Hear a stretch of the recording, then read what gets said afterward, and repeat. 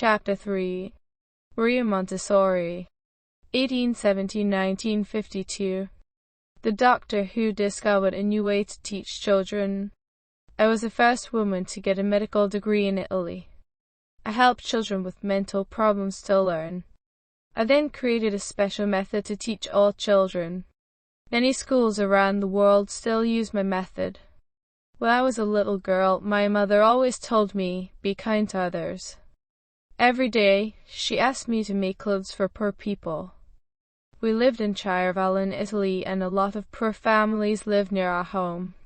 Fortunately, my parents had enough money to send me to school. My father had traditional ideas about women. He wanted me to get married and stay at home. So he didn't want me to continue my education after primary school. But my mother was very different, and she encouraged me to study. In 1883, I started at secondary school, and after that I went to a technical college. I did well in maths and physics, but later I became very interested in biology. I decided to become a doctor. It wasn't an easy decision to make. Only men studied for medical degrees at that time. Would a medical school accept me? In 1890, I began a course in science at the University of Rome. I did very well in this degree, and at last the university's medical school accepted me. Some of the teachers and students didn't want me to study there. But I worked hard, and in 1896, I was the first woman in Italy to become a doctor. The university had a special hospital for children with mental problems. I wanted to help the children to communicate and to learn. I wanted to improve their lives. But how could I do this? I began to study and give talks about this question. In 1898, I became a director of a school in Rome for children with mental problems. At that time, people called these children horrible things, such as crazy or idiots.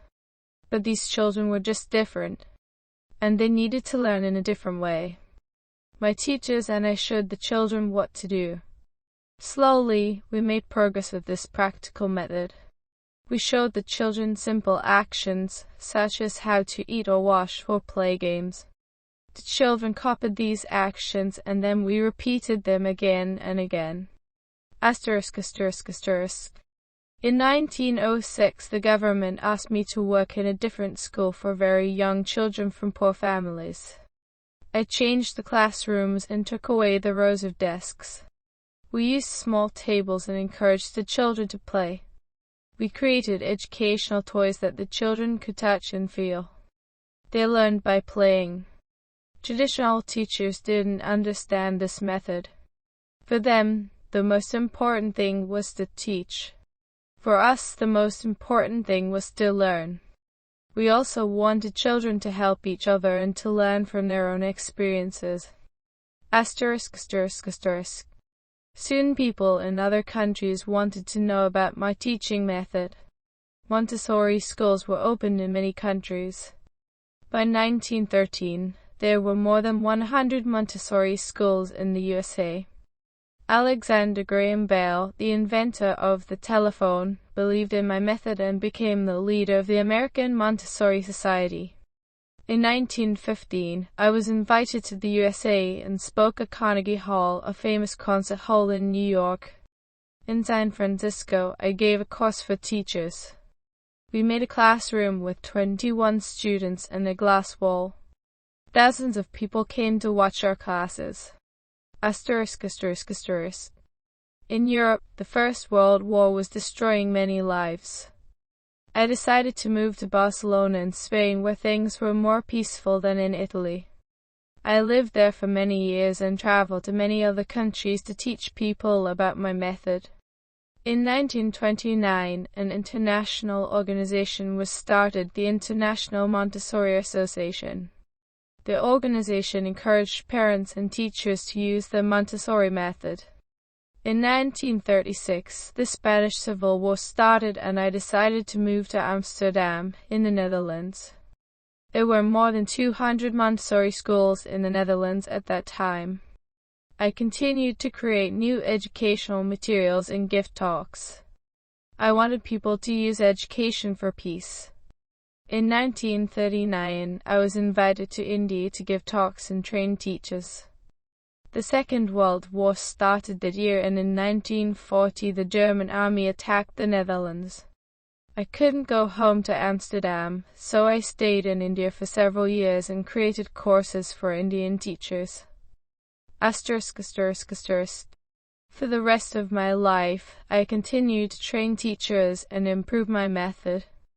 I was given many honors for my work, such as the French Legion of Honor. I was also nominated 3 times for the Nobel Peace Prize because I believed in education for peace. I believed that education could improve people's lives. When I looked back at my long life, I was happy that my Montessori schools were able to do this. The life of Maria Montessori. 1870, Maria Montessori was born in Chiarval, Italy. 1876, she started primary school in Rome. 1883, Maria started secondary school.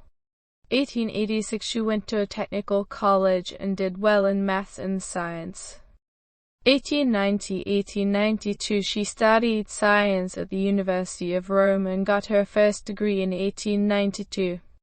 1893, she was accepted by the medical school of the University of Rome. 1896, she became the first woman in Italy to become a doctor. 1896–1901, Maria studied children with mental problems in Rome University Hospital. In 1898, she became a director of a school in Rome for children with serious mental problems.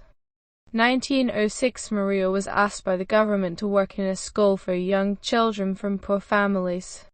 In 1907, the first Casa dei Bambini children's house was opened. Maria started to train teachers in her method. 1909–1915, Montessori schools opened around the world. Maria wrote many books during this time, such as the Montessori Method 1909. 1915, she was invited to give talks and train teachers in the USA. 1915–1936, Maria lived in Barcelona, Spain. She trained teachers and gave many talks about the Montessori method.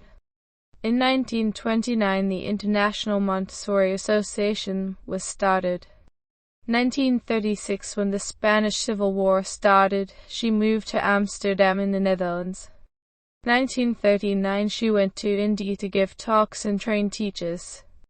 1940, the Germans attacked the Netherlands in the Second World War. Maria had to stay in India until the war ended. 1946, she returned to the Netherlands and continued her work. 1947–1949, she wrote many more new books such as Peace and Education 1949. 1949–1951, she continued to train teachers and improve her method. She won many honors, such as the French Legion of Honor. 1952, she died when she was 81 years old in the Netherlands.